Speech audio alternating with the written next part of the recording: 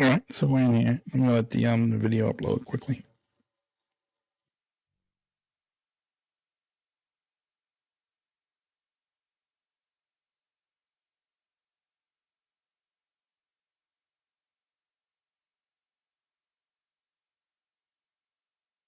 Okay, this is on Trump and the G. Klay Thompson channels LeBron and warns the Lakers. So I've been following the playoff games pretty closely this playoff season, and I've been giving commentary on some of the games. Some of the viewers have asked me to do this. People don't realize I actually played basketball in high school and college, and I actually know a lot more than the people on TV, than the commentators like Tim Legler and Stephen A. Smith. But the most recent game between the Lakers and the Golden State Warriors, the Lakers blew the Warriors out by like 30 points. They're up 2-1. This is a series that the league wanted, and they haven't disappointed. It's been very entertaining. I haven't watched the Lakers play a lot this year. There were a lot of moving pieces after they traded away Patrick Beverly and Brody. So now we're seeing what this team is really about. I think they're learning a lot about themselves as well. After game three, Klay Thompson had a lot to say. He sort of channeled LeBron's comments at during the Grizzlies series, where he promised, made promises, and made good on these promises. This is a video from a post game interview for LeBron after Game 5 of the Grizzlies playoff series between the Lakers. Here goes.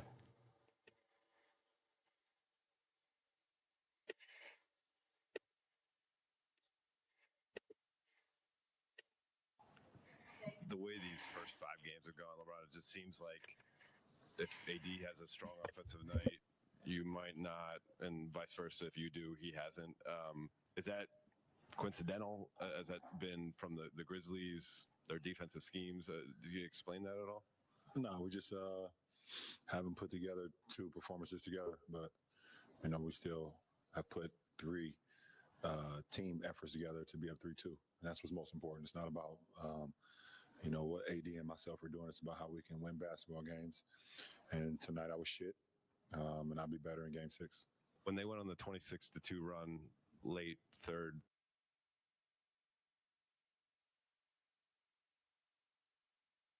Okay, LeBron after Game 5 of the Grizzlies series, he said they were terrible. His game was terrible. He didn't play well. I think he had like 15 points or something, and he came back and they blew the Grizzlies out the next game and closed out the series. And he made good on his promise. He'd be better next game.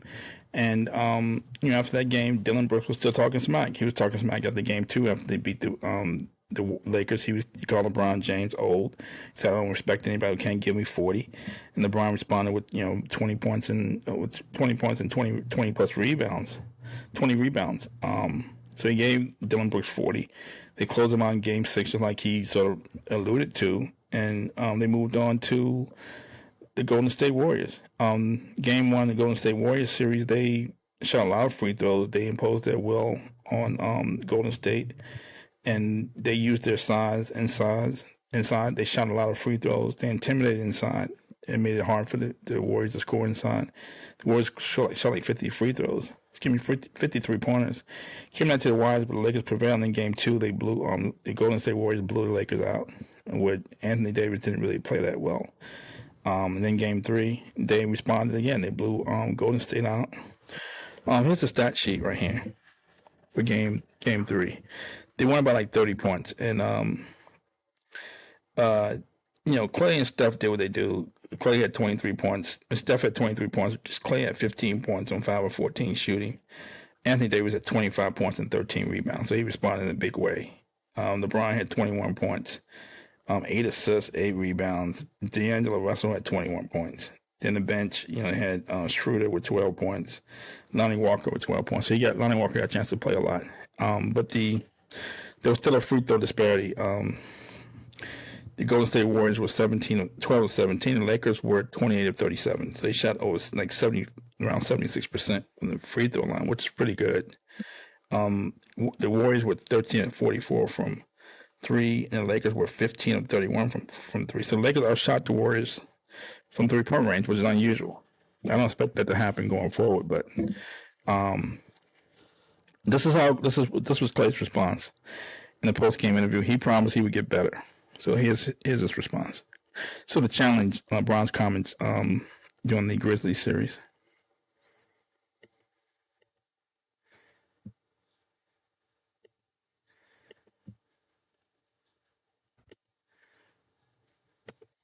Led to kind of the spiraling there in the second quarter, then get going in the third.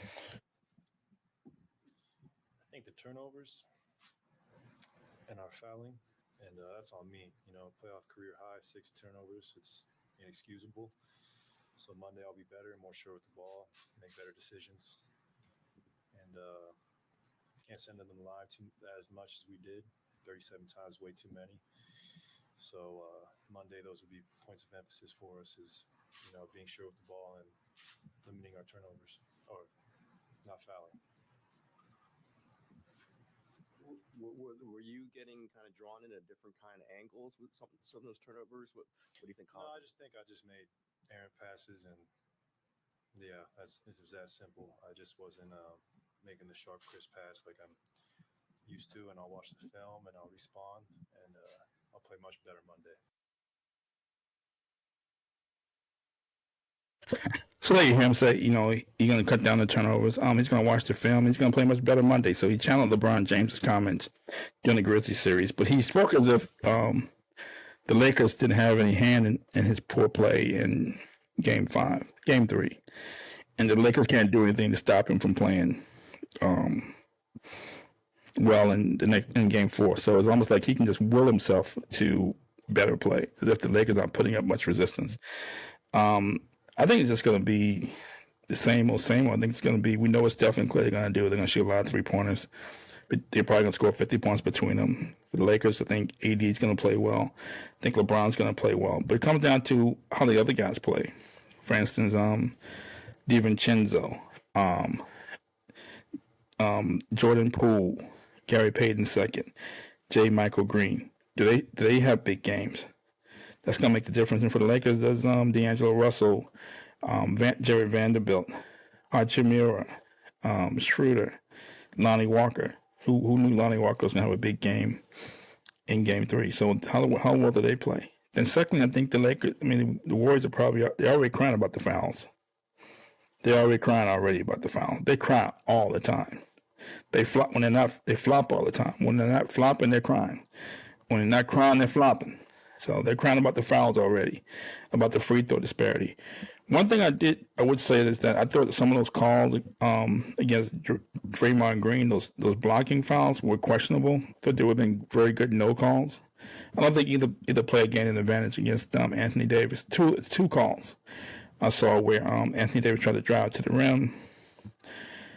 Draymond tried to cut him off, and Draymond fell and tried to draw the charge. But I thought there would have been very good no calls. I don't think either player gained an advantage, but they called a charge on Draymond. In Game 2, Anthony Davis didn't play that well. Draymond pretty much shut him down. In Game 3, he played off Anthony Davis. So looks like the refs are sending a message to the Golden State Warriors and Draymond in particular that they're not going to let Draymond slough off of Anthony Davis, and then when Anthony Davis drive to the basket, try to step in front of him and draw a charge without having clear position. So Draymond's going to have to come out there and guard Anthony Davis 15, 18 feet from the basket if he can, and then hope Anthony Davis can't drive by him. Anthony Davis used to be a guard in high school. He had a growth spurt, grew like 5 or 6 inches one summer.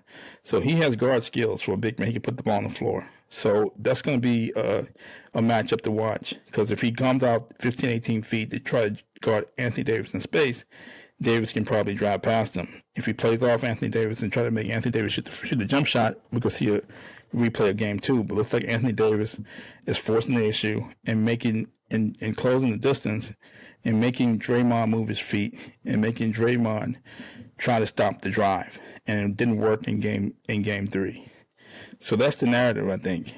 I think the refs are sending Draymond a message. You're not going to stand back there, then try to draw a charge when you don't have a clear position. Clear, set defensive position. Can he guard Anthony Davis on space? We're going to soon find out. So that's Trump and the GE. Klay Thompson challenged LeBron James. LeBron James and wants the Lakers. Thank you for tuning in. Thank you.